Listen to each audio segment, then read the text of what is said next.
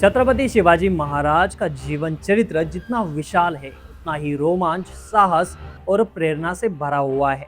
कहते हैं अगर कोई व्यक्ति उनके जीवन को पूरे मन से पढ़ ले तो वह जीवन में कभी निराश नहीं होगा और ना ही किसी कठिन परिस्थिति के सामने स्वयं को परास्त मानेगा। महाराज के जीवन में हर प्रकार की चुनौतियां आई। कभी चारों ओर दुश्मनों ने घेरा, कभी विश्वासघात ने रास्ता रोका, तो कभी परिस्थितियों ने उनका धैर्य परखा। लेकिन हर बार उन्होंने अपनी अद्भुत बुद्धिमत्ता, अदम्य साहस और अटूट आत्मविश्वास के बल पर हर चुनौती को परास्त किया। उनका बल बेजोड़ था, उनकी बुद्धि अप्रतिम थी, उनकी सेना अजय थी और उनकी रफ्तार ही उनकी सबसे बड़ी पहचान थी। सह्याद्री की दुर्गम घाटियां, ऊंचे ऊंचे किले और घने जंगलों के बीच उनकी सेना बिजली की गति से दौड़ती थी, जबकि दुश्मन केवल अनुमान ही लगातार रह जाता कि अगला प्रहार कहां से होगा।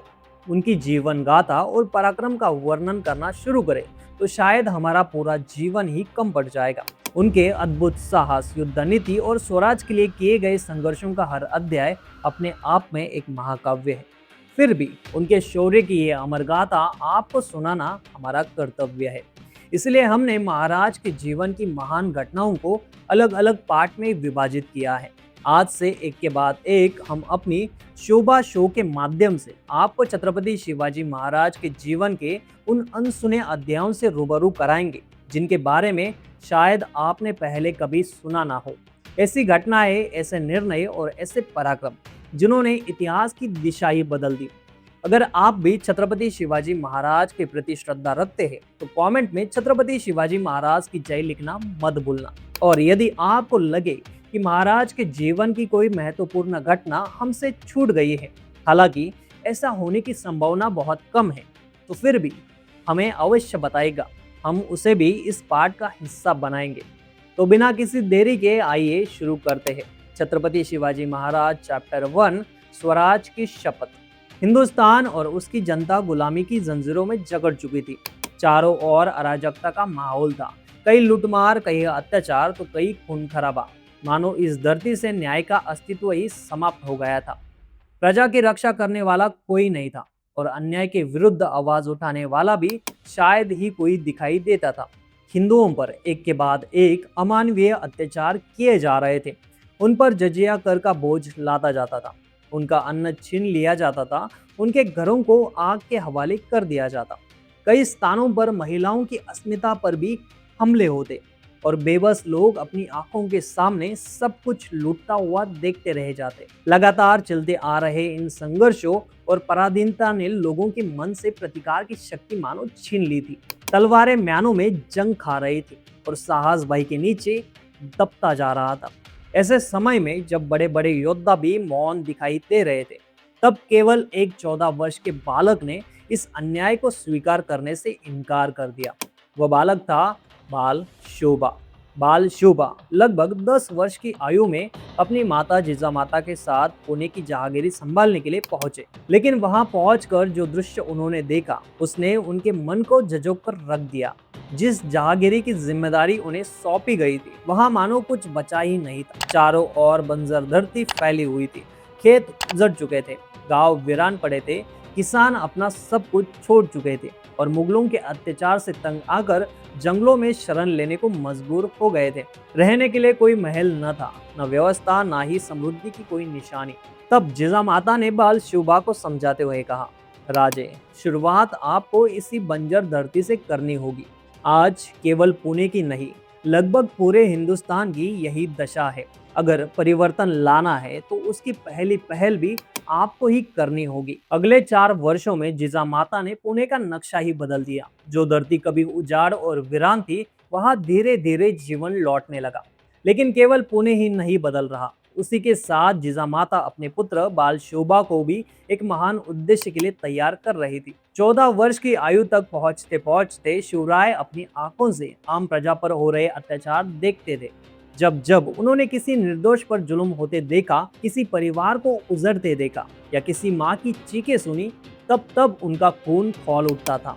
उनके मन में केवल एक ही प्रश्न उठता था, आखिर ये सब कब तक। धीरे धीरे वे अपनी पूरी जहांगीरी में घूमने लगे और लोगों को अपने साथ जोड़ने लगे। उनके मित्रों में हम उम्र युवक भी थे, उनसे भी बड़ी अनुभवी लोग भी थे और छोटे बालक भी थे। शोभा का स्वभाव, उनका साहस और उनके विचार हर किसी को अपनी ओर आकर्षित करने लगे। देखते ही देखते उनके साथियों की संख्या बढ़ने लगी। अब वे अपने साथियों के साथ रोज घुड़सवारी करते, तलवारबाजी का अभ्यास करते और युद्ध कला की बारीकियों की सीखते। कुछ ही समय में उनका ये छोटा सा दल युद्ध नीति और अनुशासन में कुशल होता चला गया। इसके साथ ही शोभा और उनके साथी मावल की घाटियां, जंगलों और पहाड़ों में घूम घूम कर हर गुप्त रास्ते, हर छिपी हुई गुफा और हर दुर्गम मार्ग की जानकारी इकट्ठा करने लगे। कौन सा किला मजबूत है, कौन सा कमजोर, कहाँ कितने सैनिक तैनात है, किस रास्ते से पहुंचा जा सकता है, ऐसी हर छोटी बड़ी जानकारी शोभा बड़ी सावधानी से जुटा रहे थे। उनके मन में कुछ ऐसा चल रहा था जिसकी कल्पना भी बाकी लोग नहीं कर पा रहे थे। लेकिन उनकी दूरदर्शिता, उनकी चतुराई और उनकी आंखों में चमकता आत्मविश्वास देखकर उनके साथियों के मन में भी एक नई उम्मीद जन्म लेने लगी। शोभा के साथ रहते रहते उनमें साहस आने लगा। उनकी बातें सुनकर देशभक्ति की भावना प्रबल होने लगी और वर्षों की गुलामी ने जो मानसिक बेड़ियां उनके मन में डाल रखी थी, वो भी धीरे धीरे टूटने लगी। और जब शोभा ने अपने साथियों की आंखों में वही ज्वाला देखी, तब उन्होंने भी अपने जीवन का सबसे बड़ा संकल्प मन ही मन दृढ़ लिया था। एक दिन शोभा ने अपने सभी साथियों को पुणे के स्थित रायरेश्वर मंदिर बुलाया। संध्या का समय था, मंदिर में दीपकों की लौ टिमटिमा रही थी, घंटियों की मधुर ध्वनि वातावरण में गूंज रही थी और सभी के सभी शिवलिंग के चारों ओर मौन होकर बैठ गए। कुछ ही क्षणों बाद शोभा उठे। उनकी आंखों में एक अलग ही तेज था। उन्होंने अपने साथियों की ओर देखा और कहना शुरू किया, मेरे प्रिय मित्रों, पिछले कई वर्षों से इन विदेशी आक्रमणकारियों ने हमारी धरती को गुलाम बना रखा है। उनके शासन में ना तो हम सुरक्षित हैं, ना हमारी माताएं बहनें, ना हमारी भूमि और ना ही हमारा धर्म। धिक्कार है ऐसे जीवन पर जहां अपने ही देश में इंसान भय के मारे जीने को मजबूर हो। अगर यही चलता रहा तो एक दिन हमारी पहचान ही मिट जाएगी।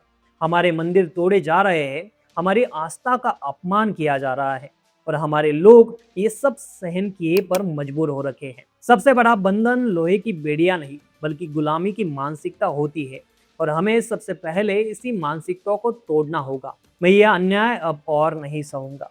ये धरती हमारी है, ये स्वराज भी हमारा ही होगा। मैं प्रण करता हूँ कि इस मातृभूमि को विदेशी सत्ता से मुक्त कर स्वराज्य की स्थापना करके रहूंगा। लेकिन ये कार्य मैं अकेला नहीं कर सकता, मुझे आप सबका साथ चाहिए। शोभा के शब्द समाप्त होते होते वहां उपस्थित हर युवक के भीतर वीरता की ज्वाला प्रज्वलित हो चुकी थी। सभी ने एक स्वर में अपनी छाती चौड़ी करते हुए कहा, राजे, हम आपके साथ हैं। इस गुलामों से हम भी तंग आ चुके हैं। अंतिम सांस तक आपका साथ निभाएंगे। इसके बाद सभी ने शिवलिंग पर हाथ रखकर स्वराज की शपथ ली। शोभा के चेहरे पर एक अलग ही तेज दिखाई दे रहा था। उन्होंने अपनी कमर से खंजर निकाला, अपनी उंगली पर हल्का सा चीरा लगाया और रक्त की कुछ बूंदे शिवलिंग पर अर्पित करते हुए दृढ़ स्वर में कहा, सौगंध है मुझे महादेव की, जब तक इस मातृभूमि को स्वतंत्र कर यहाँ स्वराज की स्थापना नहीं करूंगा, तब तक ना रुकूंगा, न थकूंगा और ना ही कभी झुकूंगा। कुछ क्षणों के लिए पूरा मंदिर मौन हो गया और फिर अचानक, हर हर महादेव, हर हर महादेव। धन्यवाद। मिलते हैं अगले चैप्टर में छत्रपति शिवाजी महाराज की जीवन की एक और अद्भुत, रोमांच और प्रेरणादायक गाथा के साथ। अगर आपको ये वीडियो पसंद आया तो हमारे चैनल को सब्सक्राइब कीजिए और अपने दोस्तों के साथ ये वीडियो ज़रूर शेयर कीजिए। मिलते हैं अगले चैप्टर में। नमस्कार।